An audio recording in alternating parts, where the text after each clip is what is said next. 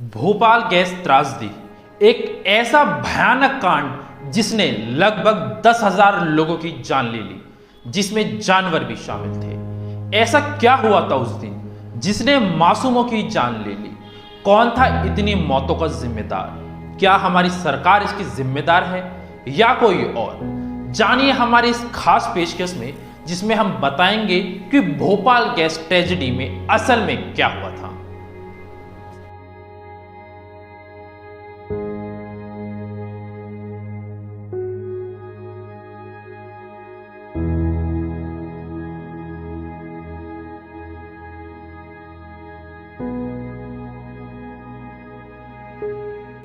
नमस्कार, मैं विशाल राजपूत और आप देख रहे हैं अखबार। 2 दिसंबर 1994 यूनियन कार्बाइड कॉरपोरेशन की फैक्ट्री, जिसमें इंसेक्टिसाइड्स बनाई जाती थी, वहां पे रात के करीब 9 बजे नए वर्कर्स की शिफ्ट स्टार्ट हुई।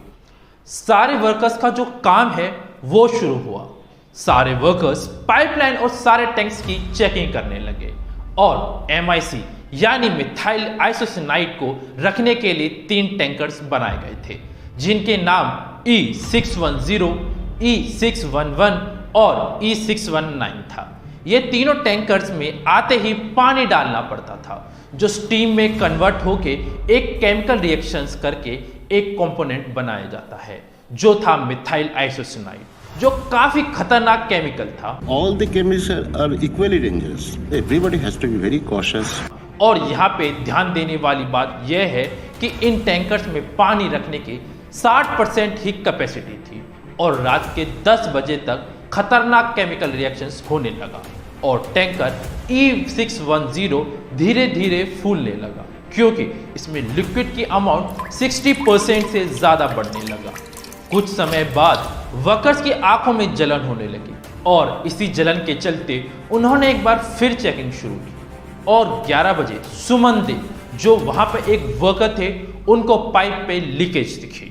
उन्होंने ये बात सुपरवाइजर को बताई, लेकिन कोई रिएक्शन नहीं आया और उन्होंने टी ब्रेक के लिए बुला लिया और उन्होंने यह बात सीरियस ना लेते हुए उस पाइप के रिपेयर करने को लेकर कोई स्टेप नहीं उठाया, जिसके चलते रात के 1 बजे सब कुछ हाथ से बाहर निकल गया। I announced that there is a big leakage from the storage area. और वो गैस पूरे फैक्ट्री में फैल गई। सबकी आंखों में जलन होने लगी और खांसी आने लगी।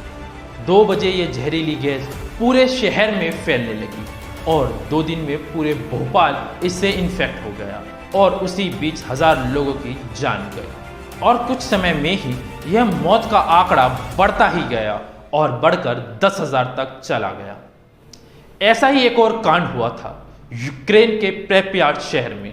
न्यूक्लियर पावर प्लांट में एक तेज ब्लास्ट हुआ, जिससे वहां पे रिएक्टर्स में छेद बन गया, जिसके न्यूक्लियर पार्टिकल्स उड़ के शहर पहुंच गए, जिसके बाद लोग इन्फेक्ट हो गए।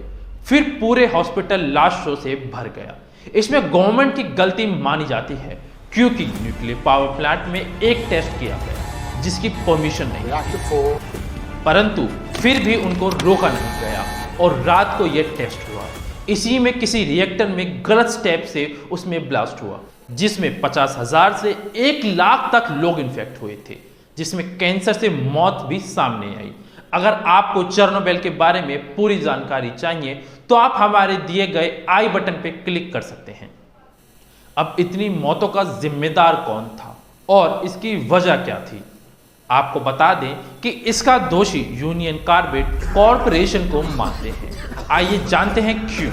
सबसे पहली बात जो गौर करने वाली है वो यह है कि यहाँ का मेंटेनेंस यूनियन कार्बाइड, जो 100 साल पुरानी कंपनी है, अभी एवर रेडी बैटरी बनाती है।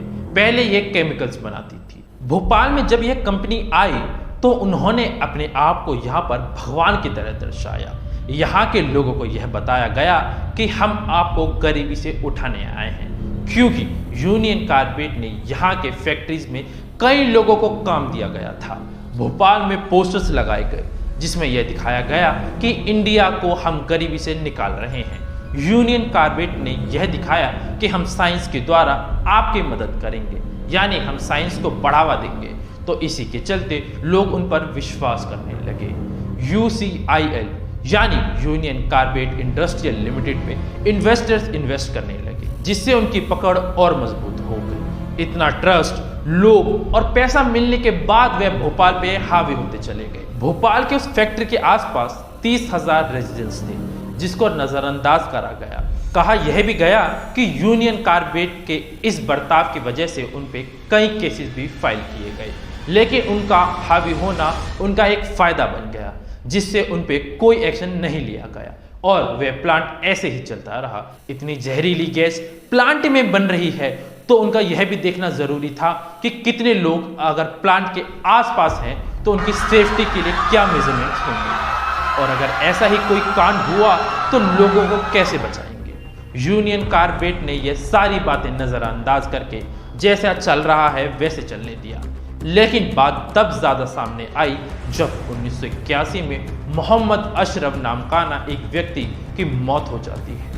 वो इस बात का जिक्र पहले अपने मित्र राजकुमार केशवानी से करते हैं, जो एक जर्नलिस्ट थे। राजकुमार केशवानी ने यही बात उठाने को ठाना, पर लोगों ने उनकी बात को नेग्लेक्ट कर दिया और उनकी बात पर विश्वास नहीं किया, जिसके कुछ सालों बाद भोपाल गैस ट्रेजेडी हुई।